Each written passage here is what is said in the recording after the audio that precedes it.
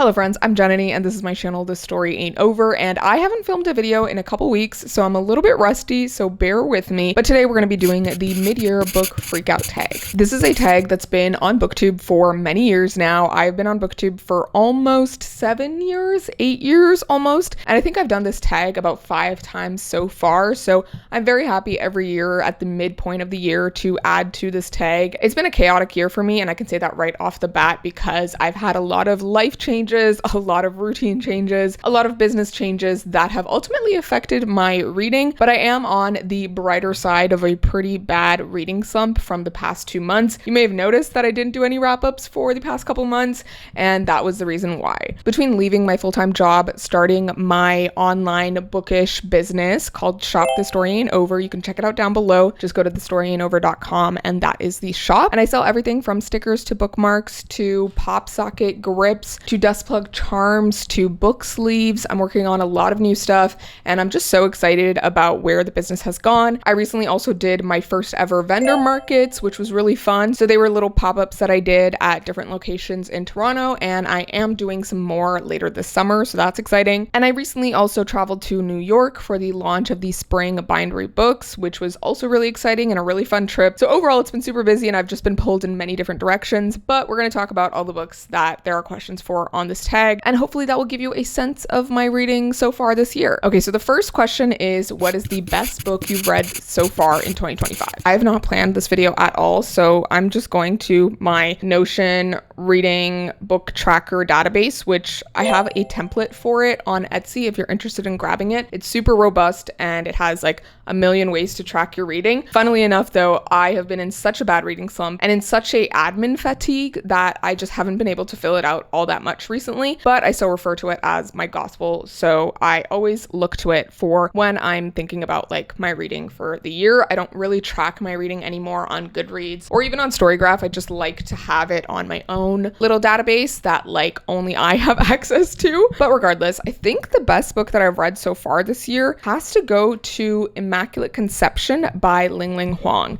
And I actually have it somewhere here. I recently bought a physical copy while I was in New York because I read the e-arc of this on NetGalley before the book came out. And I was just so freaking impressed with this book that I knew I needed to get a physical copy. And so I saw it at one of the bookstores in New York City and I was like, let me just grab it. This book is so freaking incredible. And I honestly went into it not expecting much. Like I thought it would be good because I really liked the author's previous book, Natural Beauty, which is a bit of a body horror book. But this one is not really a horror and it's not really a sci-fi and it's a bit of a dystopian, but it's also mainly a literary fiction. And I love this author's writing and just the way that she writes sort of complicated female friendships and relationships. And basically this book follows our main character who lives in this like version of our world where there are these things called buffers that sort of like split off communities. And she's going to this art school on like a scholarship and she is encountering how the art world is changing because of AI. And she's also sort of obsessed with this other girl at her art school named Mathilde, who is very much that genius prodigy artistic brain that our main character Enka is just so obsessed with and just so jealous of as well. And I love the way that the author wrote like sort of this jealous dynamic that is also like a loving one, like the weird line between those things in the sense of like a female friendship. And it was just so incredible. Like I was just so stunned by every page of this book, the way that she describes the art pieces that they come up with, and just a really interesting commentary and way that she predicts like so many things that I feel like are going to come to pass and are already coming to pass. And given that this is a traditionally published book, like I'm just so shocked that she was able to predict so much of this and it's still like really relevant even after like, you know, whatever timeline it took to get this published. So I am so impressed by this book. If you are going to read a book this year, go pick up Immaculate Conception because yeah, the thematic elements were just incredible. The writing is incredible. The characters are so interesting and you will not regret it. Okay, the next question is, what's the best sequel you've read so far this year? And I think that definitely has to go to Parable of the Talents by Octavia E. Butler. Ooh. Here she is. She is beautiful. I have had this book on my shelves for ages, and I actually read Parable of the Sower, which is the first book in the series, back last year or the year before, and I meant to get to the sequel like right away, but I never did. And I don't know what prompted me to pick up the sequel this year. I think I just like thought I should finish it, and then I just ended up picking it up, and I got so sucked into the book. I was also listening to the audiobook, which was also fantastic, and honestly I have to say I loved this sequel even more than the first book. I think it just expanded the world in a really interesting way, and we also got a really interesting and exciting perspective on the main character from sort of outside of her. So the first book, we follow our main character who is like writing these journal or diary entries about sort of her leaving her home amidst like these riots and, you know, people pillaging, and just this like dystopian future set in 2024 or 2025 where, you know, society has gone to shit basically, and conservative politics have sort of taken over, and slavery is coming back, and everything is just a mess. And she is sort of on this like survival journey in the first book. But amidst that, the main character, Lauren, is creating a religion of her own making, and it is based on the idea that God is change and that change is inevitable, and that, you know, you should believe in this concept of change. And I thought that was so interesting, and although I really loved Parable of the Sower and I really loved the commentary that it makes, I did find it on the slower end, whereas this book, the second one, I think was just much more fast-paced, had a lot more interesting things happening, and it felt a little less monotone, I think, because aside from the journal entries from our main character, we are also getting a couple other perspectives from people who are sort of talking about this time afterwards. So they are sort of commenting on Lauren's journals and the stuff that happened. And it was just really interesting to see how all that comes together, because it just like gave you a new perspective on the main character and on the world and just everything that happens. And a lot of time passes in this book as well. So although the Parable of the Sower is set over like maybe a year, I think, this is set over several years and several decades by the time you get to the end of the book. So I also found that really interesting. But yeah, there are some really harrowing things that happen in this book. There are some triggering stuff. I would look up, you know, content warnings for this because it was like very dark at some points in the middle, but I found it to be even more interesting because of that, because I think these are all things that could actually come to pass, that are already coming to pass in our current day. So I'm just blown away by how Octavia E. Butler was able to predict so much of what is going on today. It's really interesting to me that the two best books that I read are dystopians, and I just feel like it's a commentary on, you know, our world today and what is resonating with me right now, because yeah, the world is shit and a lot of horrible things are happening, and my heart goes out to so many people right now. But I appreciate these books so much for just highlighting all of these different things and getting people to think. Okay, the next question is a new release you haven't read yet but want to. I'm gonna choose a book that I picked up in New York that I actually just started, and I definitely want to finish it, and it seems just so fun, and that is Not Safe for Work by Nisha J. Tooley. This is a sort of romance, vacation romance, workplace romance.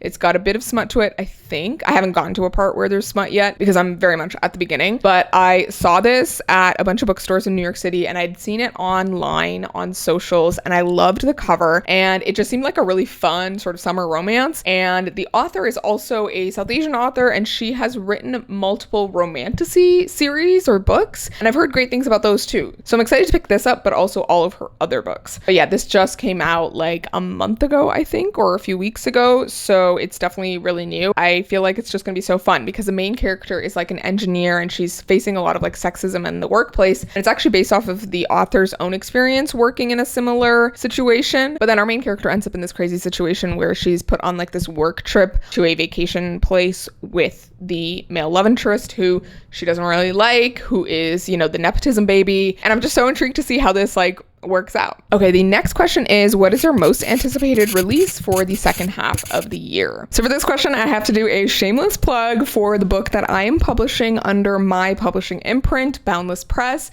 and that is Dust Settles North by Dina El-Junaidi. You guys have heard me talk about this book so many times and, you know, just gush about how much I loved this submission when I got it for my imprint, and, you know, just deciding to publish it because it just resonated with me so hard. And the book is finally coming out this fall on September September 30th, which I'm just so hyped for. I'm going to be going to New York again for a book launch for the book. We are just figuring out some details, and then I'll be in New York again sometime in October for the overall fall bindery launch. But I know a lot of you have already pre-ordered this book, and I appreciate you so much. But if you haven't already, I would love it if you could go pre-order it. Pre-orders make a really big difference, especially for debut BIPOC authors, because it shows the publishers that there's interest in the book and that they should put more effort and money behind it. And it also just rolls into the first week sales of the book and helps it hit bestseller lists. I just know all of you are going to love this book, and I just want to see it, soar and, be the best thing it could be and get into the hands of all the people who are going to love it. So even if you can't pre-order it, I would love it if you can add it to your Goodreads or request it from your library. And you can also support by joining my bindery community, where you can join as a free follower and get some updates and also some, exclusive perks. You also get a discount to my shop. And if you join the higher paid tiers, you also get more behind the scenes on the publishing process for this book or the next book that we're publishing, and,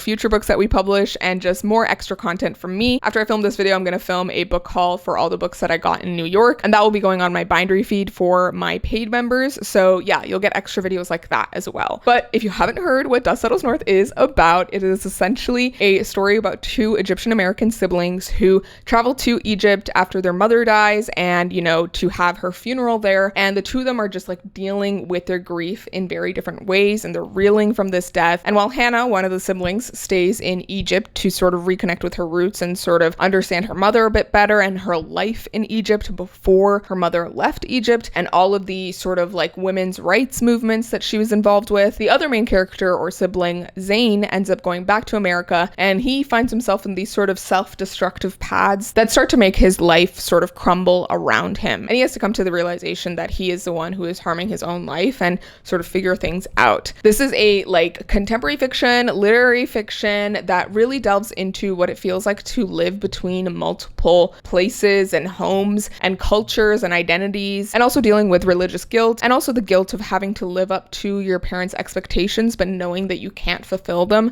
and also seeing your parents, fail to live up to your expectations. This book has such great complexity to each of the characters, and I think it just is a great representation of just BIPOC main characters doing their thing and being normal people and having experiences that are usually not told in books and movies. So yeah, I love this book with my entire heart, and I hope you'll support its release when it comes out in September, on September 30th. And one more thing, if you join the star tier of my bindery community, you will also get some Dust Settles North themed goodies mailed to you before the book's release. You just have to join as a star tier member at least 3 months in advance of the release, which is about now. So you should definitely go check that out. Okay, the next question is, what is your biggest disappointment of the year so far?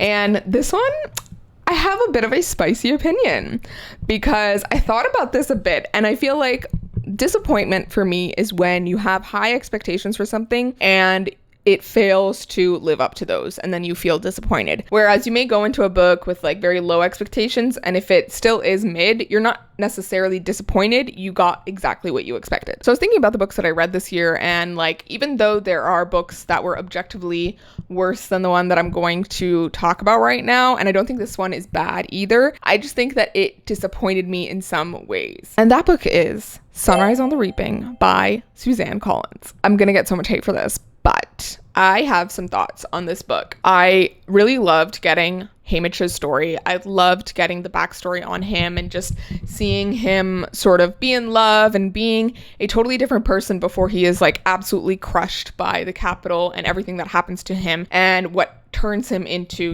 who he is in the original trilogy. However, I do feel like the book was just kind of extraneous and not necessarily needed. I do feel like in terms of commentary and just themes that it explored, they weren't very necessary or anything new, and they weren't as impactful as a lot of the themes and threads that the original trilogy explored, or even the other prequel, Ballad of Songbirds and Snakes. I'm forgetting now. So although I didn't enjoy the experience of reading the Ballad of Songbirds and Snakes, I feel like that book had more political and social commentary that actually had something to say, versus this book just felt like an extra bit of fiction. It could have been fan fiction in the sense that it is just extra stories, but it is not actually telling you anything new. And I do think Suzanne Collins thought she was saying something, but I don't think she actually succeeded in saying it. There is this whole element, and this is like a teeny bit of a spoiler to the book, but not really, about how Haymitch is implicitly submissive. There is this phrase that is used throughout the book called implicit submission, and how he is implicitly submitting to the Capitol and its whims, and that he needs to sort of make the change and fight and make his posters and, you know, do all the things. And like that concept, the implicit submission, I feel like was so coded towards having a white main character or potentially white main character. And I had this conversation with multiple people. Is District 12 actually coded as having people of color in it and having non-white people? Or was Suzanne Collins just hinting at that idea, but never really, you know, went all in? Like, she never actually names the race of anyone in the books. And although that might be seen as, you know, her just letting the audience and the readers, you know, infer from certain details and how a lot of the District 12 people are discriminated against based off of certain features like dark hair, olive skin, whatever, but none of it is like explicit. And I think when it comes to the implicit submission idea, if you applied that to like a black or brown main character who is oppressed and is oppressed by a wealthy white capital minority, it doesn't really ring true, because like if you applied it to, you know, a black or brown person, even in the concept of like slavery, which like in some ways District 12 isn't far off from, there's an element that you wouldn't say that these people are implicitly submissive. Like, they are not submissive just because they want to be, just because they don't know. They have inner minds, they have inner workings, they know, but they do not have the power to do so. And I think the idea just didn't really ring true overall as a larger concept. And I think the implicitly submissive thing would have made more sense applied to someone in the Capitol being implicitly submissive, which that would make sense because they are implicitly submitting to this status quo where they are, you know, doing the thing that the Capitol wants, not fighting against any sort of status quo. But when you apply it to people who are already oppressed, like, it doesn't really make sense. And I think the major takeaway from Haymitch's story is this idea that, you know, you can fight and you can resist, but sometimes you may not see the fruits of your labor and the fruits of your resistance until some time past your lifetime or until another generation. And I think that part of Haymitch's story is really important because, you know, it's the work that he puts in during his Hunger Games and all the work that he does behind the scenes afterwards that allows for Katniss's revolution and rebellion and later success. And at the end of the book, and this is kind of a spoiler, but not really because you know the ending, so like, yeah. But there's a part at the end of Sunrise on the Reaping where Haymitch and I think Plutarch are talking, or Seneca, I forget who, and how they will wait for someone who could be the person that everyone can rally behind to take down the Capitol. And that ends up being Katniss. And Haymitch knows that he may not, you know, win the fight now, but he commits to having that fight later on so that it can happen. And I think that message is something important to take away because I feel like in this day and age, a lot of people are like, well, what can I do? What can I do that's going to change anything? And you have to understand that what you do now is just another building block that someone in the future can build on to finally beat whatever oppression is going on. All of the things that we do now are built upon all of the fights that have happened in the past by people before us, by amazing, incredible people who have sacrificed so much for us so that we can fight the fights that we have today. And I think that that is such an important message. And I wish she had sort of focused on that message versus this stupid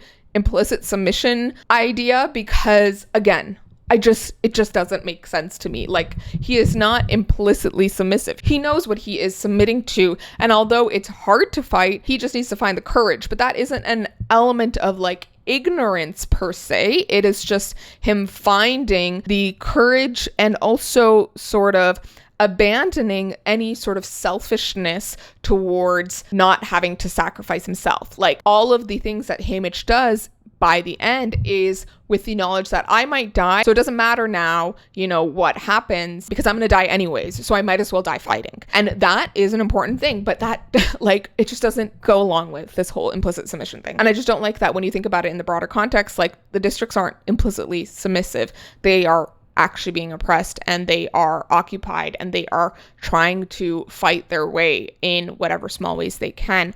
And although, you know, a lot of them might fear the consequences, I don't think that's necessarily a element of ignorance, but rather just a fear. And that is totally fine. I mean, when it comes to rebellions and freedom fighting and fighting regimes, like to a certain extent, you have to be willing to sacrifice yourself, your family, and all of the things around you in order to fight whatever oppression that you have, especially when we go to the lengths of like what happens in the Hunger Games trilogies, like actual stuff that could get you executed. So yeah, that was my gripe with Sunrise on the Reaping. It was so funny because I read the book and I really enjoyed it to a certain extent, and I was so invested in Haymitch's story, but like a lot of the middle sections and like beginning sections, I was frustrated because like, why? Like, it just didn't make sense. I think it would have made more sense if we, approach this from the idea that Haymitch didn't want to let go of everything he had and finds the, strength to fight, knowing that he will make a difference in the long term. Anyways, those are my thoughts on this book. I feel like I was kind of hesitating to talk about this book because I just didn't know how I felt. When I first finished it, I enjoyed it, but I did feel that there was like something missing. I personally really loved like the ending parts of the book, but like the first half honestly just didn't hit the same, and I feel like just didn't say as much as one would hope. And I feel like part of that is to do with the fact that Suzanne Collins does not want to commit to any sort of political stance. Woman has not made any sort of statements or publicly talked about any sort of political situation out there, but people love to talk about Hunger Games as like, oh, a great example of whatever, tragedy and oppression that's going on in the world. But like people being like, oh, supporting you from the districts. No, girl, you are the capital. Okay, we are all the capital. We are benefiting off of so many other people around the world who are suffering because of all of the nice things that we have, and because we refuse to give up our comforts to actually bring any sort of equality to the world. Anyways, that's my rant for the video. Let me know your thoughts on Sunrise on the Reaping, and let's move on to the next question. All right, the next question is, what is the biggest surprise of the first half of the year? And this one, I think, has to go to If an Egyptian Cannot Speak English by Noor Naga. This book, which I have somewhere here, yes. This is the book, and I've had this on my shelves for a very long time, and I decided to pick it up recently because I've heard that it feels similar to Dust Settles North, which I do agree with. There's an element of one of the main characters going back to Egypt to sort of reconnect with her roots and sort of feel something as she's trying to figure out her life. But this book is told in such a weird format. So if you look at the physical copy, it has like at the beginning of each chapter a question, and then one of the main characters' sort of narration. And it is a story that's told from two different perspectives. The girl that travels back to Egypt, she's Egyptian American, and then an actual like Egyptian born and raised guy who is living there and who is part of some of the Arab Spring risings and is sort of dealing with the aftermaths. And I've heard a lot of people say that this book is like super confusing to read, especially through the physical copy. And I think partly that is intentional. It's so that the characters sort of bleed together. But I listened to the audiobook of this and it was absolutely phenomenal. It was so well narrated. The female character is actually narrated by the author herself, and then there's a different narrator for the guy. And it was so interesting to hear the story unfold in that way, because I feel like it was a lot easier to understand because you had the two different narrators, and so it was a little bit easier to follow. But what was really surprising and just so exciting and interesting about this book was actually the last like third or like 20% of the book. It had such an interesting twist to the story that I think made things so fascinating and just like really bumped this up to like a 4 or 5 stars for me, because essentially like we're following these two characters through most of the, first 3/4 of the book, and they are very much unreliable narrators, and you start to see how their stories don't really match up in certain ways. And then when you get to the last act, you get the twist and you understand what's kind of going on. But it's super dramatic and also just so interesting, and I honestly just found the characters so fascinating. But this is definitely one of those books where it has like messy characters who don't make sense, and it will just leave you with like a lot of questions rather than answers, and I love those kinds of books. So this was absolutely fabulous. Okay, the next question is, who is your favorite new author? So this can be a debut author or an author that's new to you. Okay, for this one, I'm going to go with Danica Nava, who is the author of The Truth According to Ember. And she actually has a new book coming out this year, or that's already out, and it's called Love is a War Song. And I definitely want to pick that one up because I really enjoyed The Truth According to Ember. This is actually the first ever rom-com book published by an Indigenous author, which is absolutely insane. and the fact that we are only passing this milestone now is just sad. But I am so happy that Danica Nava, you know, was able to publish this book and got the story out there, because it was just such a fun, cute rom-com story. It's a bit of like a contemporary fiction, and the main character is sort of trying to figure out her job situation and ends up in a sticky sort of lying situation where she lied on her resume and ends up falling for the guy at her workplace who's also Indigenous. And honestly, it was like both really, really cute, but also like so freaking relatable. And especially for someone who's like struggled with the job market, I think this will be so fun and relatable. And I personally just loved our main character, Ember. I just feel like she was so relatable and like endearing, even though she makes a lot of mistakes and, you know, doesn't do the right things all the time and doesn't make the right decisions all the time. I think that just made her more endearing and just like someone you want to root for. So yeah, I definitely want to read more from Danica Nava, because I feel like I finally got to read a book that portrayed a Indigenous main character just living a regular life and going through things and finding joy as well, which I think is just a bit of representation that we just have not seen.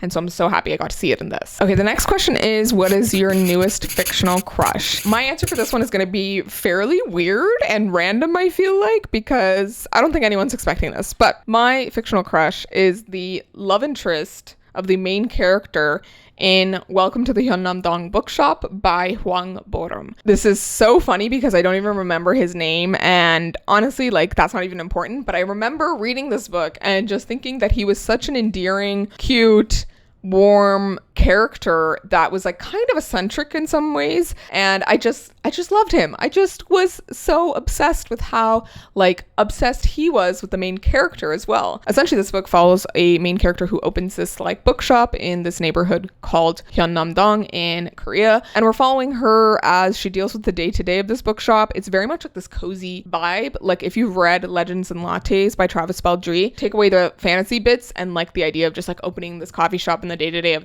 that's very similar to the way that this book is sort of written. So it's definitely like more of the slower paced, chill, cozy book, but I loved every moment of this because it really talked about our relationship to work and how we define that and define ourselves based off of the work that we do. The main character starts like inviting authors for talks at her bookshop, and she ends up inviting this author who ends up like going viral on social media for critiquing the writing of this other author or book or something, and then the publisher actually coming out with like a rewrite or a redone edition of that book, and then he gets like a different deal about how to write well. And the funny thing is that he's not even like from a writing background. He just learned how to become a really good writer after he had done like computer science or engineering or something for many years and had lived this whole life in that sort of sector, and just became obsessed with the written word and copywriting and editing. And I just thought it was so interesting. Like he was such a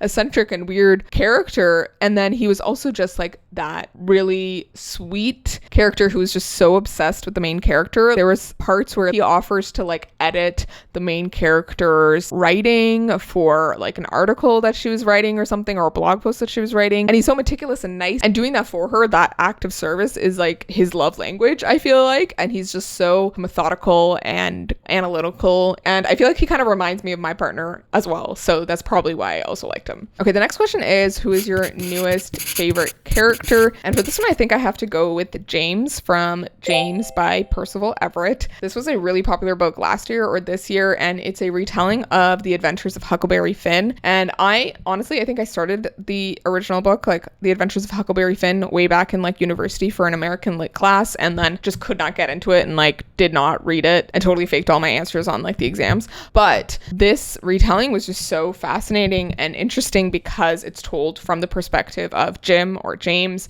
and we are getting his internal monologue and thoughts as he, you know, plays the part of this sort of dumb slave that, you know, becomes this trope within the original work, and we are seeing his interior life and all the things that he fights for.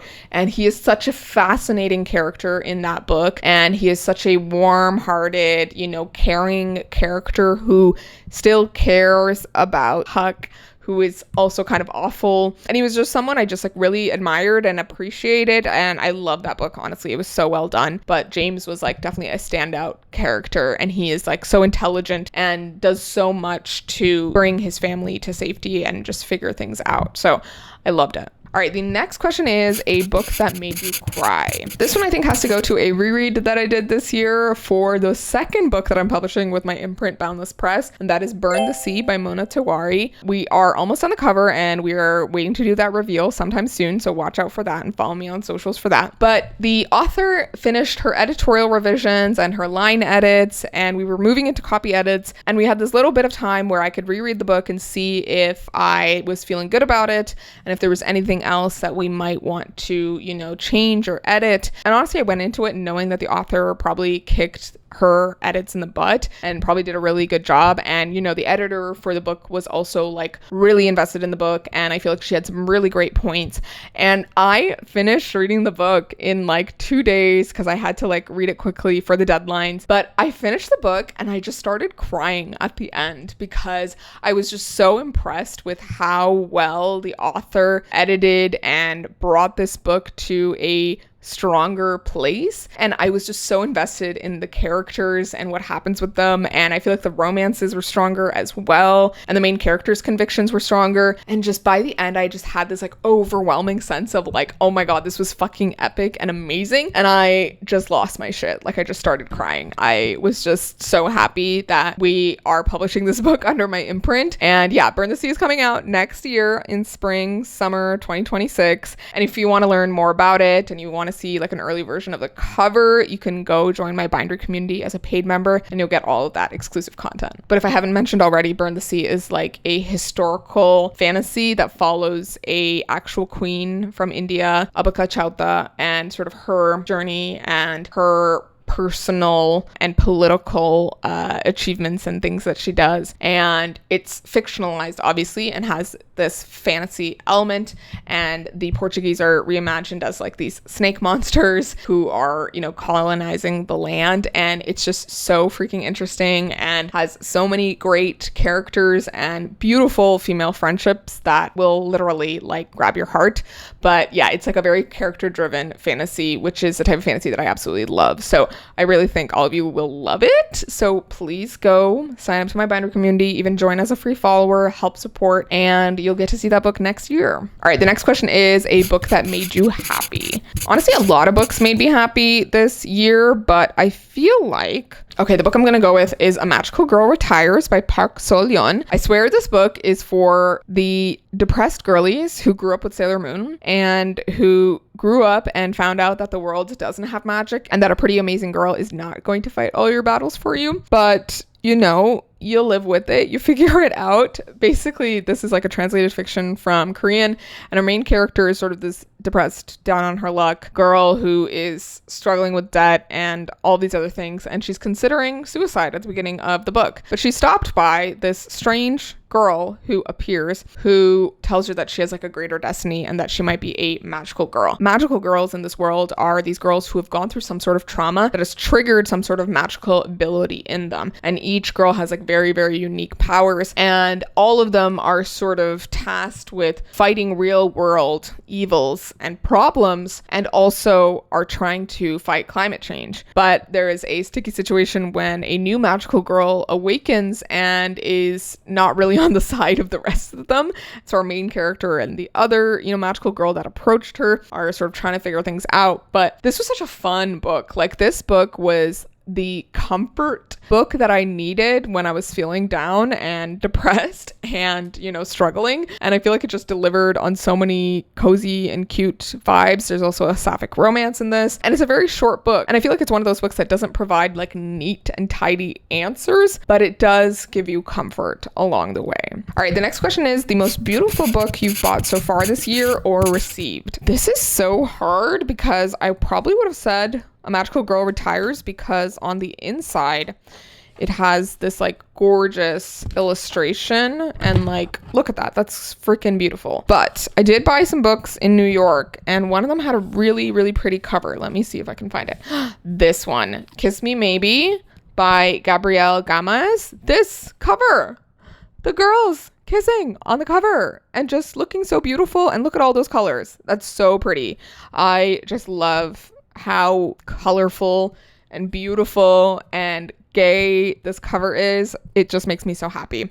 So I can't wait to read this book. I honestly know nothing about it, but I was like, this cover, give it to me now. Okay, and then the final question of this tag is, what books do you need to read by the end of the year? I feel like I never know how to answer this question because my answer is always, I need to read all of them. Like, I need to finish all of the books. But I do have a bunch of books that I talked about in a video at the beginning of this year where I said if I don't read those books, I have to unhaul them by the end of the year. So I have to read all those books or unhaul them. So those ones are definitely on the list. One that I definitely wanted to talk about was one that just came out, and that is The 10 Incarnations of Rebellion by Vaishnavi Patel. This is Vaishnavi Patel's newest book. She's the author of Kaigi, which is one of my favorite books ever. You guys have heard me talk about it so many times. And I actually went to her book launch in New York City at the Strand while she was there, and I got to see her again, and we hung out for coffee beforehand, and it was really nice. And I'm so excited to read this new book because I actually read a very, very early version of some of the first chapters when Vaishnavi was first drafting this book back in, I think, 2022. And at the time, the two of us were like exchanging writing and, you know, sending things back and forth. And I remember being so intrigued by the concept of this. And so now that it's actually out, I can't wait to read it. But essentially, it is told in 10 chapters to represent the 10 incarnations of the god Vishnu.